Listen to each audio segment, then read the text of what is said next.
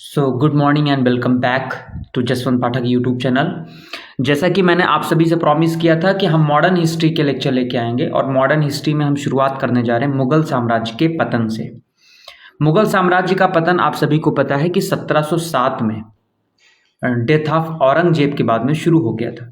औरंगजेब की मृत्यु के बाद में आपने देखा कि किस तरह से उनके जो लड़के थे, उनके जो पुत्र थे, उनके बीच में आपस में ही कह सकते हैं कि सक्सेसरशिप का वॉर चलने लगा। आजम, मुअज्जम, कामबख्श और अकबर चारों लोगों ने उत्तराधिकार के लिए लड़ाई करनी शुरू कर दी। अब हम वन बाय वन करके देखेंगे कि किस तरह से जो है औरंगजेब की नीतियों से मुगल साम्राज्य का पतन हुआ, किस तरह से और राजाओं ने मुगल साम्राज्य के पतन में अपनी महत्वपूर्ण भूमिका निभाई। तो औरंगजेब की मृत्यु के बाद में आपने देखा कि जो साम्राज्य की स्थिति थी, औरंगजेब की मृत्यु के समय मुगल साम्राज्य भौगोलिक रूप से अपने चरम पर था, लेकिन आंतरिक रूप से कमजोर हो चुका था। दक्षिण में लंबे युद्धों ने राजकोष को खाली कर दिया। यानी जब राजकोष ही खाली रहेगा, जब धन ही नहीं रहेगा, तो लड़ाई करने में हमारे पास में कह सकते हैं कि एक बहुत बड़ा जो प्लस पॉइंट होता है वो हम उस पर लीड नहीं कर पाएंगे। ठीक, और प्रशासनिक व्यवस्था भी चरमरा गई थी। प्रमुख चुनौतियां क्या है? क्षेत्रीय शक्तियों का उदय। आपने देखा कि अवध, फिर उसके बाद में हैदराबाद, ये सब धीरे धीरे उदय होना शुरू हो गए। धार्मिक असंतोष, जो है इनकी जो धार्मिक नीतियां थी, कट्टर थे। ठीक, इसके कारण जो है धार्मिक असंतोष व्याप्त हुआ लोगों के बीच में। आर्थिक दबाव पड़ा, केंद्रीय सत्ता का क्षरण हो गया, यानी जो सेंट्रल पावर मजबूत थी वो अब कमजोर होनी शुरू हो गई। ठीक है, फिर आते हैं हम लोग राजनीतिक कारण क्या क्या थे। अब राजनीतिक कारण की बात करें तो सबसे पहला तो जो राजनीतिक कारण है वो है कमजोर उत्तराधिकारी। आप यहां पर देख पा रहे हैं, कमजोर उत्तराधिकारी के कारण जो है यहां पर औरंगजेब के बाद कोई भी शासक साम्राज्य को एकजुट नहीं रख सका। बहादुर शाह प्रथम 1707 से लेकर 12 तक रहे, इससे लेकर शाह आलम द्वितीय तक सभी अप्रभावी रहे, यानी बहुत अच्छा नहीं कर पाए लोग। फिर दूसरा था दरबार की गुटबाजी शुरू हो गई। ईरानी और तुरानी गुटों के बीच सत्ता संघर्ष ने प्रशासन को पंगु बना दिया। अमीरों की महत्वाकांक्षाओं ने केंद्रीय सत्ता को कमजोर कर दिया। फिर इसके बाद में आपने देखा कि उत्तराधिकार का युद्ध शुरू हो गया। प्रत्येक शासक की मृत्यु के बाद में खूनी उत्तराधिकार युद्ध हुए, जिसने साम्राज्य की जो स्थिरता थी उसको नष्ट कर दिया। हर कोई चाहता था कि हम राजा बन जाए, हम महाराजा बन जाए, जिसके कारण सक्सेसरशिप का वॉर चल रहा था। फिर आप देखेंगे यहाँ पर प्रशासनिक पतन। अब जैसे आप ये जो पढ़ रहे हैं तो यूपीएससी प्रीलिम्स, ठीक है, यूपीएससी प्रीलिम्स, फिर उसके बाद में आप यूपीएससी जो है मेंस, यूपीएससी मेंस, ठीक है, और आप जितने भी स्टेट एग्जाम हैं वो आपके लिए काफ़ी इंपॉर्टेंट हो जाएगा अगर स्टेटमेंट से क्वेश्चन बनता है। अब प्रशासनिक पतन में आप क्या लिखेंगे? पहली चीज़ तो लिखेंगे मनसबदारी व्यवस्था का संकट। तो पहला आप देखेंगे योग्यता के बजाय पक्षपात पर नियुक्तियां, यानी वो अपने लोगों को भर्ती कर रहे थे, भले उनके अंदर योग्यता हो ना हो। मनसबदारों की संख्या में वृद्धि लेकिन गुणवत्ता में गिरावट होने लगी। सैनिक दक्षता में कमी और भ्रष्टाचार में वृद्धि हुई। वंशानुगत मनसबों ने प्रतिभा के स्थान पर विशेषाधिकार को बढ़ावा दिया। तो ये इससे प्रशासनिक पतन होता नजर आया। फिर जागीरदारी सिस्टम में आप देखेंगे तो जागीरों की कमी और मांग में असंतुलन, राजस्व संग्रह में गिरावट से मनसबदारों के मन में असंतोष पैदा हुआ। जागीरदारों का स्वतंत्र शासकों में परिवर्तन होने के बाद में जागीरदारी संकट और गहराया। केंद्र का प्रांतों पर नियंत्रण समाप्त होना भी जागीरदारी संकट का एक प्रमुख कारण रहा। क्लियर? अब हम लोग देखेंगे आर्थिक कारण और सैन्य कमजोरी क्या थी। तो पहला देखेंगे कृषि संकट। भारी कर भार, इतना ज्यादा टैक्स इंपोज करना कि किसानों का शोषण होने लगा। उत्पादकता में गिरावट ने कृषि अर्थव्यवस्था को और ज्यादा कमजोर कर दिया। अकाल और सूखे ने स्थिति को और खराब कर दी। फिर आपने देखा कि राजस्व दबाव आने लगा। ठीक है भाई, जब किसान जो है अधिशेष उत्पादन ही नहीं कर पा रहे हैं, उनके ऊपर ज़्यादा टैक्स इम्पोज किया जा रहा है, उनको फैसिलिटीज़ नहीं दी जा रही है, तो किसान जो है क्या आर्थिक मजबूती लेके आते थे, वो आर्थिक मजबूती कमज़ोर हुई, जिससे राजस्व दबाव बढ़ गया। बढ़ते प्रशासनिक खर्च और घटती आय के बीच असंतुलन। जागीरदारों द्वारा राजस्व की चोरी ने केंद्रीय खजाने को खाली कर दिया। फिर किसान विद्रोह शुरू हो गया, जिसमें जाट, सतनामी और सिख विद्रोहों ने राजस्व संग्रह को बाधित किया। स्थानीय जमींदारों ने स्वायत्तता की घोषणा कर दी, यानी जो स्थानीय जमींदार थे उन्होंने कहा कि अब हम मुगल सत्ता के अंडर में रह के नहीं काम करेंगे, हम स्वायत्त होकर काम करेंगे। फिर इसके बाद में पुरानी सेना के बारे में बात करें तो घुड़सवार सेना का पतन हुआ। आधुनिक हथियारों और तोपखानों की कमी से जो है आप कह सकते हैं कि आर्थिक और सैन्य कमजोरी आई। फिर यूरोपीय जो प्रशिक्षित सेनाओं के सामने असहाय मुगल सेना दिखाई पड़ती है। तो ये चीज आपको क्लियर हुआ होगा कि किस तरह से आर्थिक और सैन्य कमजोरी ने मुगल सल्तनत को और ज्यादा कमजोर किया।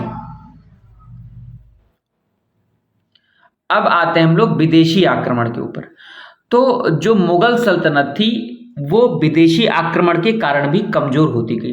पहला तो आप देखेंगे कि नादिर शाह का आक्रमण 1739 में हुआ, तो करनाल में मुगल सेना की कुचल पराजय हुई और दिल्ली में भीषण नरसंहार और लूट नादिर शाह के आक्रमण ने किया। कोहिनूर हीरा और मयूर सिंहासन सहित लेकर वो अपार धन लूट कर जो है वो चला गया, और इससे क्या हुआ, मुगल प्रतिष्ठा को अपूरणीय क्षति हुई। यानी कह सकते हैं कि भाई कोई बाहरी आक्रमण करके इतनी बड़ी मुगल सेना को हरा के चला जा रहा है, ये शर्म की बात है। तो जो और देशी रियासतें थी वो भी उनको फॉर ग्रांटेड लेने लगी, उनको हल्के में लेना शुरू हो गई। ठीक है, मुगल सल्तनत को। अहमद शाह अब्दाली का भी आक्रमण हुआ। 1748 से 1767 के बीच 7 आक्रमण उसने किए। पानीपत का तीसरा युद्ध 1761 में मराठों की पराजय हुई। इसमें पंजाब और उत्तर पश्चिमी भारत में अफगान का डोमिनेंस एस्टैब्लिश हुआ। मुगल साम्राज्य की वास्तविक जो स्थिति थी वो समाप्त होने लगी। अब इसके बाद में हम लोग देखते हैं क्षेत्रीय शक्तियों का उदय। ठीक, अलग अलग क्षेत्रीय शक्तियां पैदा होना शुरू हो गई। जैसे मराठा साम्राज्य, पेशवाओं के नेतृत्व में तीव्र विस्तार होना शुरू हो गया। जब मुगल सल्तनत कमजोर हो रही है, जब वो बड़े बड़े आक्रमण को नहीं रोक पा रही है, तो अलग अलग जो साम्राज्य थे वो अपनी शक्ति को मजबूत कर रहे हैं और सुदृढ़ कर रहे हैं। चौथ और सरदेश मुखी वसूलना शुरू कर दिया इन्होंने। दिल्ली पर प्रभावी नियंत्रण किया। ठीक है, फिर उसके बाद में सिख शक्ति भी बहुत ज़्यादा मजबूत हुई। बंदा बहादुर से रणजीत सिंह तक का जो सिख जो एम्पायर था वो इस्टेब्लिश हुआ। पंजाब में स्वतंत्र सिख राज्य की स्थापना हुई। मुगल सत्ता की पूर्ण समाप्ति यहाँ पर देखी जा सकती है। अब राजपूत राज्य और हैदराबाद। राजस्थान के राजपूत राज्यों की स्वतंत्रता, निजाम की हैदराबाद में सर्वोच्च सत्ता, मुगल प्रभाव का पूर्ण अंत यहाँ पर देखा जा सकता है। अब फिर हम लोग देखें कि अवध और बंगाल के नवाब का क्या हाल है। शहादत खान और अली वर्दी खान द्वारा स्वतंत्र शासन, मुगल नाम मात्र की सर्वोच्च सत्ता। यानी अभी तक मुगल सत्ता एक अम्ब्रेला की तरह काम कर रही थी, लेकिन जब मुगल साम्राज्य कमजोर होना शुरू हो गया तो अवध और बंगाल के जो नवाब थे उन्होंने भी स्वायत्तता अपनी घोषणा कर दी। आर्थिक समृद्धि और स्वायत्त प्रशासन इन्होंने चलाना शुरू कर दिया। अब बात करें सामाजिक धार्मिक कारण और यूरोपीय कंपनियों की भूमिका क्या थी। ठीक है, तो यहाँ पर भाई अब अंग्रेज भी ये चीज वॉच कर रहे थे। अभी तक तो व्यापार में लगे हुए थे, लेकिन जब मुगल सल्तनत कमजोर होने लगी तो उन्होंने भी अपना पॉलिटिकल इंटरफेयर करना शुरू कर दिया। और आपने देखा 1757 की बैटल ऑफ प्लासी से, 1764 से बैटल ऑफ बक्सर से किस तरह से उन्होंने पॉलिटिकल इंटरफेयर करना शुरू किया। औरंगजेब की नीतियों का प्रभाव अगर देखें तो जजिया कर की पुनः स्थापना उन्होंने करी थी। मंदिरों को जो है पूरी तरह से ध्वस्त कर दिया। कट्टर धार्मिक नीतियों ने हिंदू, सिख और राजपूत समुदायों को अलग कर दिया।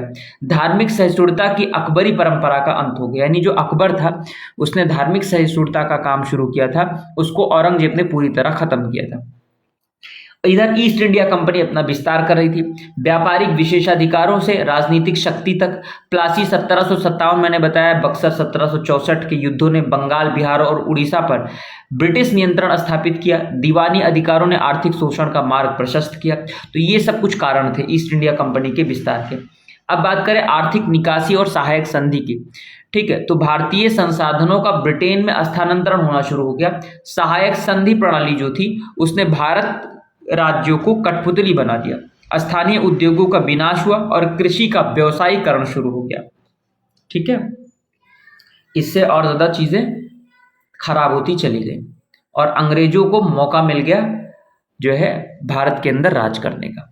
अब अगर प्रशासनिक भ्रष्टाचार विद्रोह और सांस्कृतिक पतन की बात करें तो इसमें भ्रष्टाचार और अक्षमता में फौजदारों और जमींदारों का विद्रोह हुआ, न्याय व्यवस्था का पतन हुआ, कानून व्यवस्था की समाप्ति हो गई, पदों की खरीद और फरोख्त होना शुरू हो गई, जो योग्यता थी उसकी उपेक्षा की जाने लगी, कुछ जो है सांस्कृतिक और बौद्धिक स्थिरता आई, ठीक है, दरबारी संस्कृति का पतन और कला साहित्य का ह्रास हुआ, फारसी और उर्दू साहित्य में गिरावट आई, वैज्ञानिक और तकनीकी प्रगति का अभाव हुआ, शिक्षा संस्थानों का पतन और बौद्धिक गतिविधियों में कमी आई।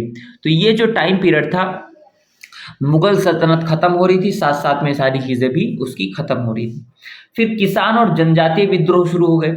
पहला जाट विद्रोह आप देखें, चूड़ामन और बदन सिंह के नेतृत्व में ये हुआ। सतनामी विद्रोह धार्मिक और सामाजिक असंतोष था। सिख जो संघर्ष था वो बंदा बहादुर से मिसलों तक ये संघर्ष हुआ, ठीक है। तो इन संघर्षों ने भी कमजोर किया। अब कुछ इतिहासकार हैं जिन्होंने मुगल सल्तनत पर और इसके बाद में जो लेटर मुगल्स पर बात कही है, क्या कही है। पहला नाम आता जदुनाथ सरकार का। जदुनाथ सरकार कहते हैं कि औरंगजेब की धार्मिक कट्टरता और दक्षिण विजय के लिए अंतहीन युद्धों ने साम्राज्य की नींव को कमजोर कर दिया। यानी पहली चीज तो धार्मिक कट्टर बहुत ज्यादा थे, ठीक है, मंदिरों को तोड़ना, जजिया टैक्स फिर से शुरू करना, हिंदुओं के प्रति दोष भावना रखना, ठीक है। तो ये जदुनाथ सरकार कह रहे हैं। सतीश चंद्र ने कहा कि जागीरदारी संकट और मनसबदारी व्यवस्था का पतन मुगल पतन के मूल आर्थिक कारण थे। फिर इरफान हबीब ने कहा है कि कृषि अर्थव्यवस्था का संकट और किसानों का अत्यधिक शोषण साम्राज्य के लिए पतन का जिम्मेदार था। तो ये अलग अलग जो हिस्टोरियंस थे, ये आप लोग इसको कोट कर सकते हो। अब निष्कर्ष अगर देखें तो मुगल साम्राज्य का पतन एक बहुआयामी प्रक्रिया थी, जिसमें राजनीतिक अस्थिरता, आर्थिक संकट, सैन्य कमजोरी, प्रशासनिक भ्रष्टाचार और बाह्य आक्रमणों ने महत्वपूर्ण भूमिका निभाई। 1707 से लेकर 1857 तक की 1.5 सदी में साम्राज्य धीरे धीरे विघटित होता गया और ब्रिटिश साम्राज्यवाद का मार्ग प्रशस्त हुआ। यह पतन केवल एक राजवंश का नहीं था, बल्कि भारतीय राजनीति, अर्थव्यवस्था और समाज में एक व्यापक परिवर्तन का प्रतीक था। तो ये आज का हमारा जो है लेक्चर है, और जो मुगल साम्राज्य के पतन से संबंधित है। आगे हम 1 बाय 1 हम पूरी मॉडर्न हिस्ट्री हम लोग कवर करेंगे, जहां से आपको प्रीलिम्स मेंस में काफी मदद मिलेगी। तो आज के लिए इतना ही रखते हैं। Thank you, bye bye, have a good day.